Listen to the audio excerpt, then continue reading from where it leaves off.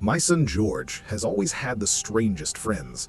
I don't know why, but ever since he was little, he seemed to attract the kids other parents would whisper about. The odd ones, the ones who gave you that uneasy feeling. I could tell you a dozen stories about it, but there's one that stands out in a way I'll never forget. It happened back when George was in the 4th grade.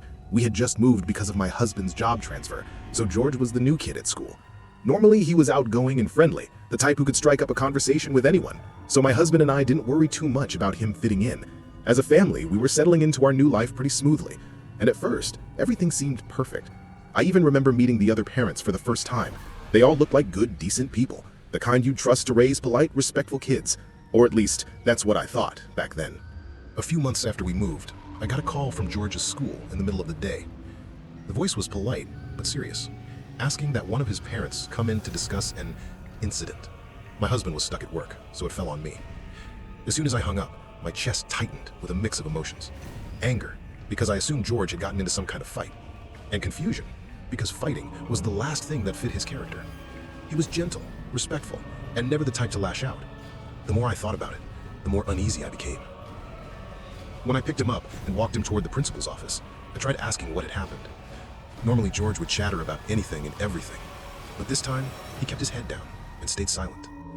That silence unsettled me more than anything. Was he embarrassed? Scared? Whatever it wasn't like him. The principal asked George to wait outside, so I left him in the hallway looking pale and nervous. Behind closed doors, the principal started with simple questions. How was George at home? Was he respectful? Obedient? I told him the truth. George was a good kid. Not perfect, but never violent. That was just who he was. Then came the story. After recess, George and another boy, Sebastian, were the last kids heading inside. For reasons no one could explain, George pulled an eraser from his pocket and struck Sebastian over the head. The boy fell to the ground screaming. My jaw dropped. Not only was this behavior completely out of character, but George actually liked Sebastian. He'd spoken warmly about him many times, like they were close friends. Why would he hurt him, and in such a bizarre way? I pressed for more details, but the principal admitted no one had witnessed it. Still, both boys had given the same account. He assured me George wasn't in real trouble. Kids got into scuffles and no serious harm was done. He just wanted me to be informed.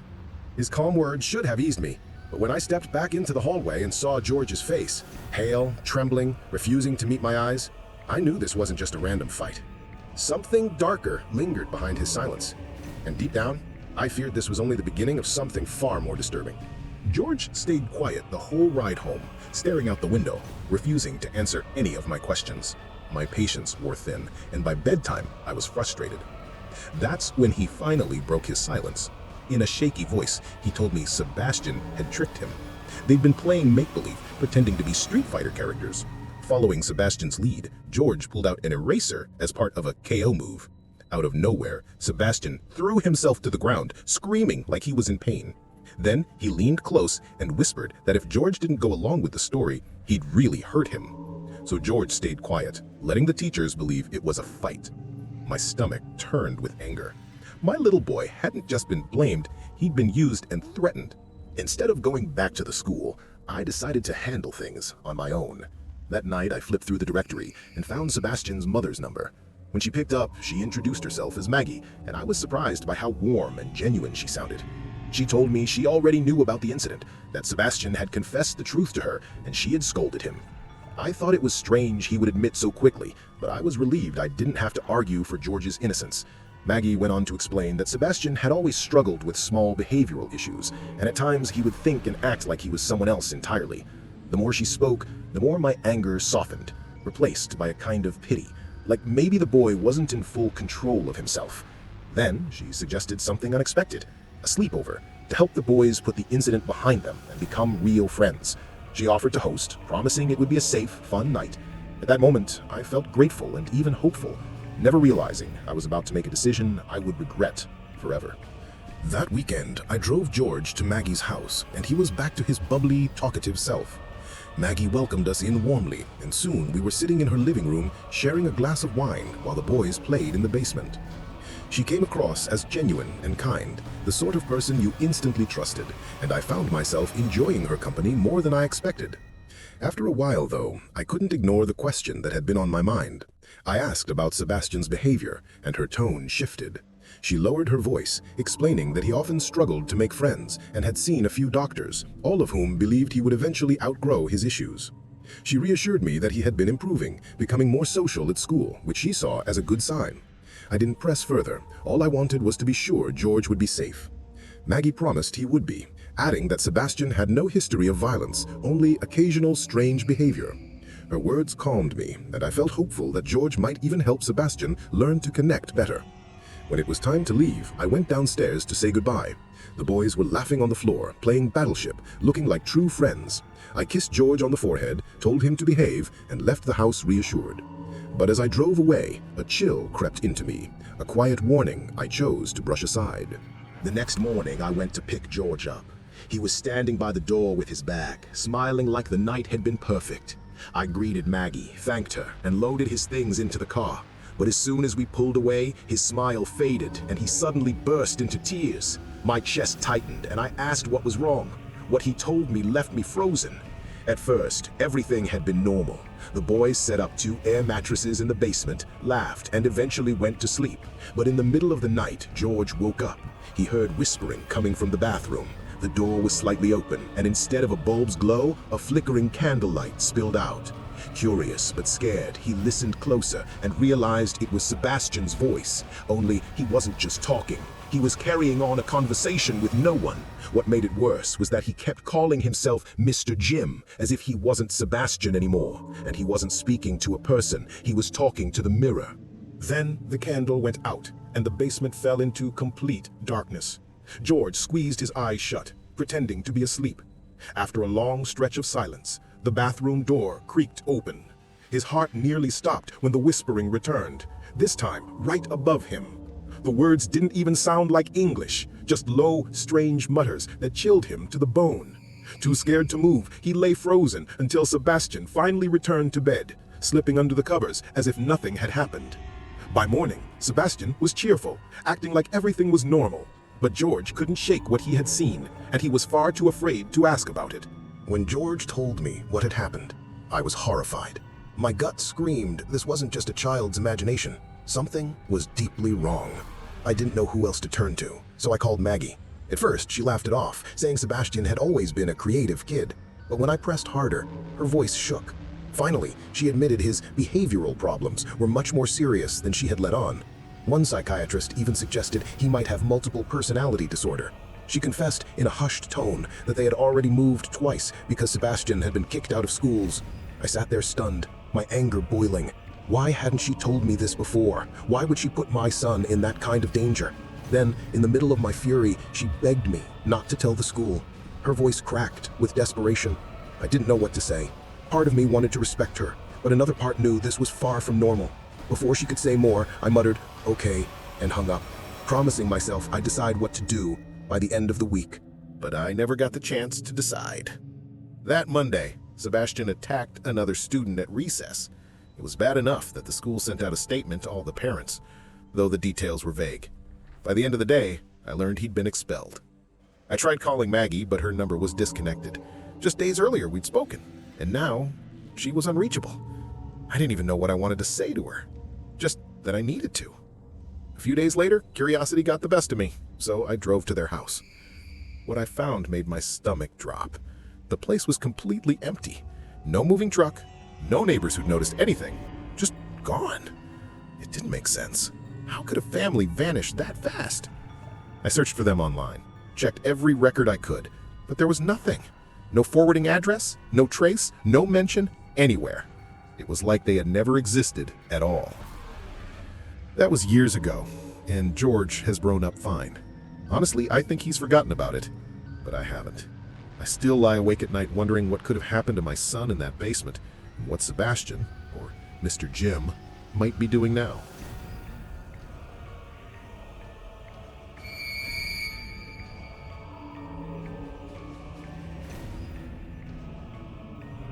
My childhood was far from normal.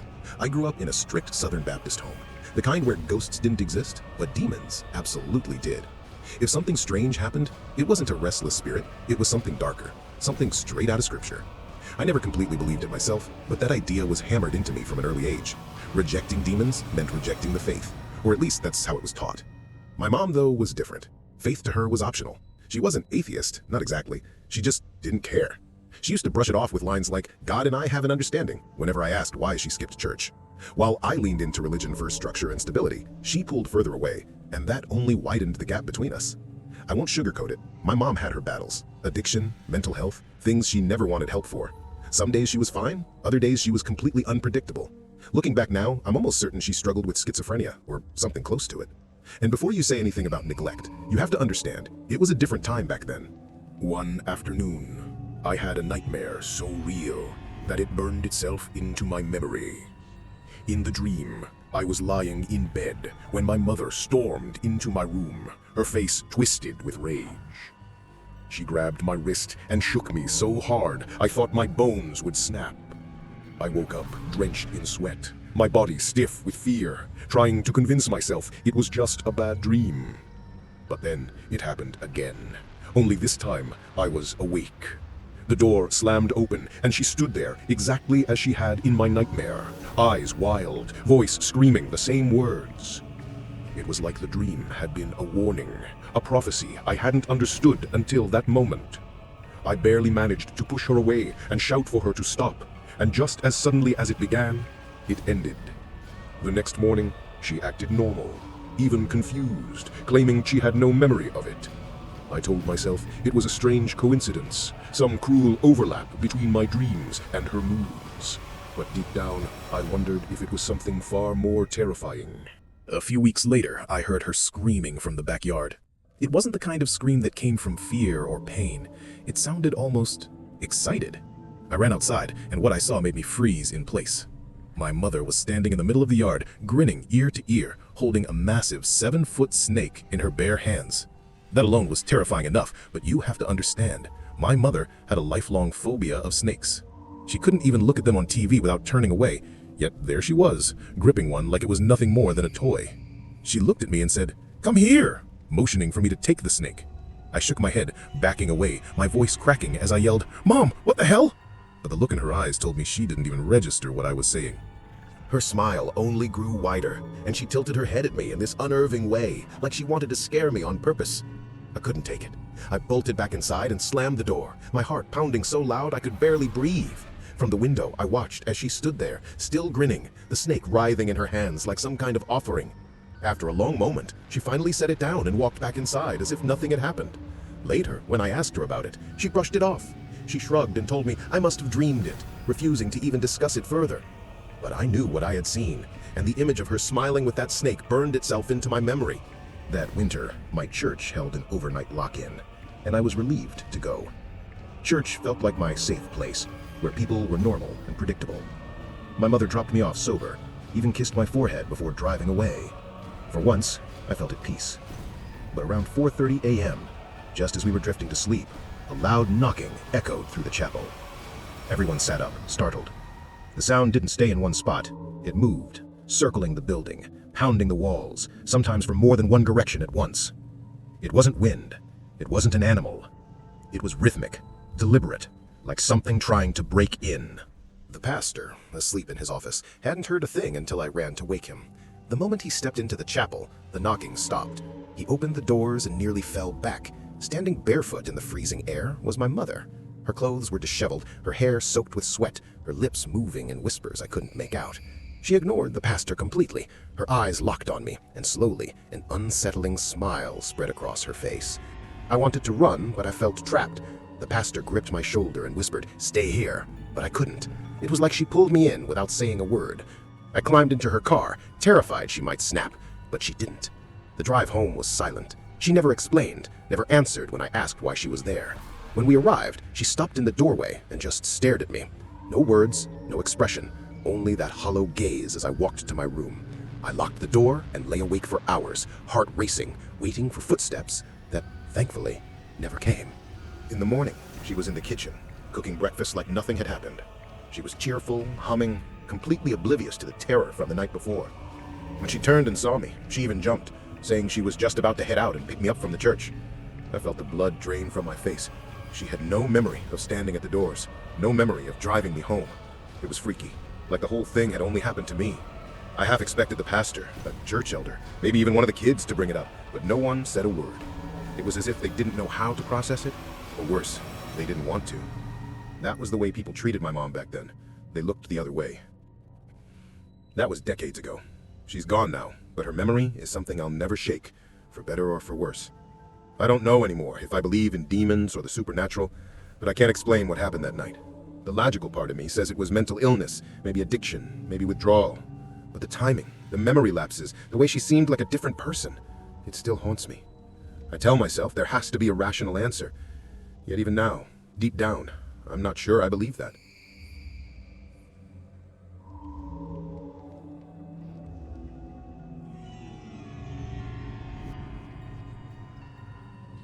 My oldest son started sleepwalking when he was around 8 or 9.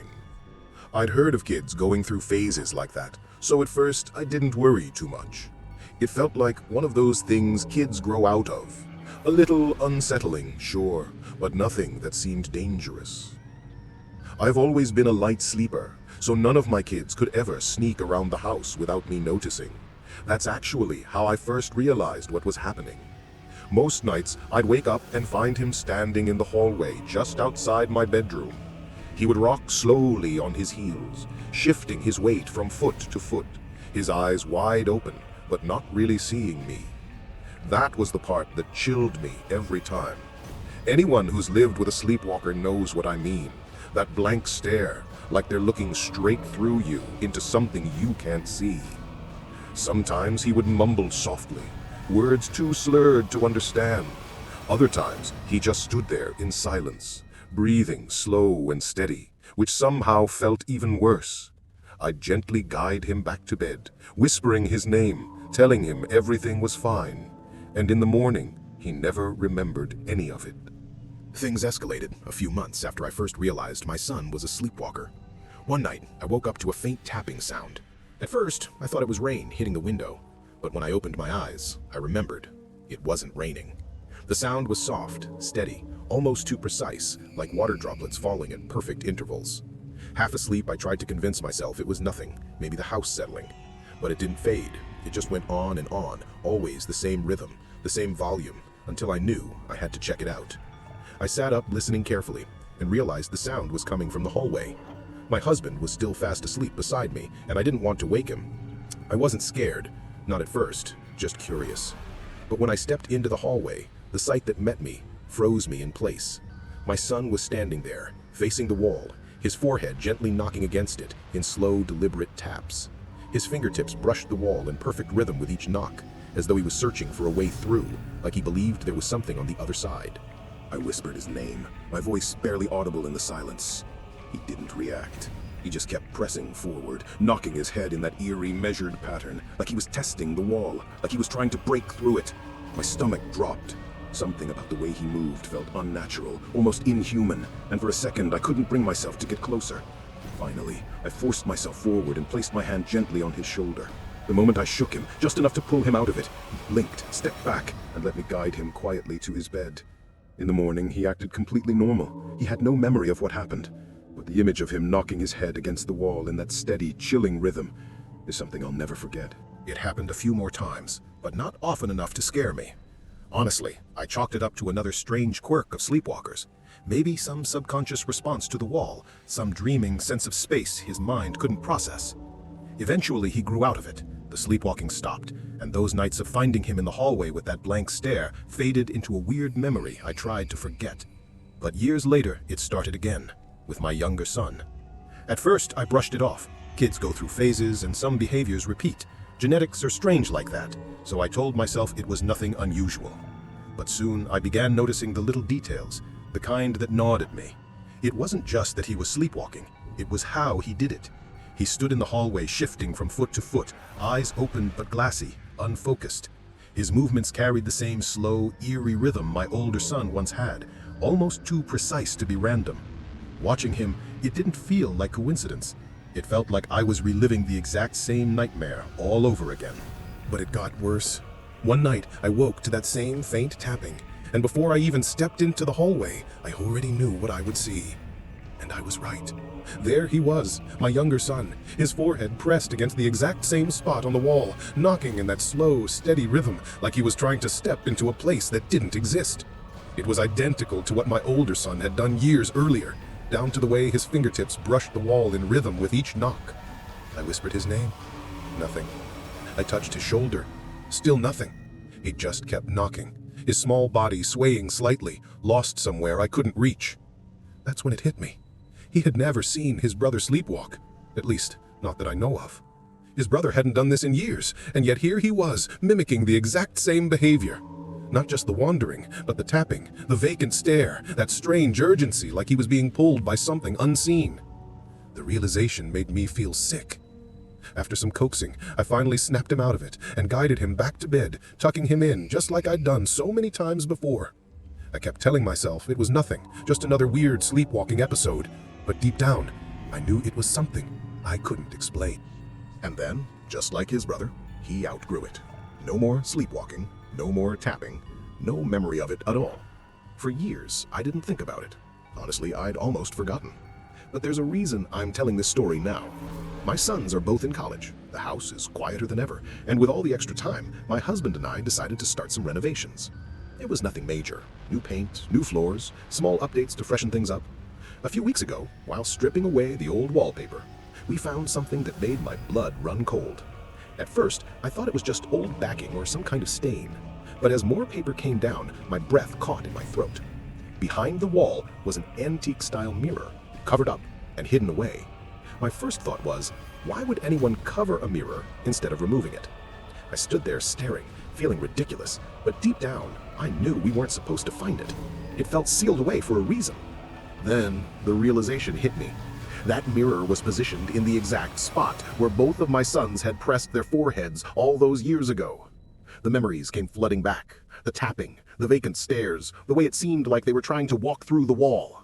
There was no way they could have known it was there. They were children, unconscious, with no memory afterward. And yet both of them had been drawn to the same hidden place. I didn't waste time. I had that mirror removed immediately. But the image of it still lingers in my mind. I keep telling myself there has to be a rational explanation. But late at night, when the house is quiet, I'm not so sure I believe that anymore.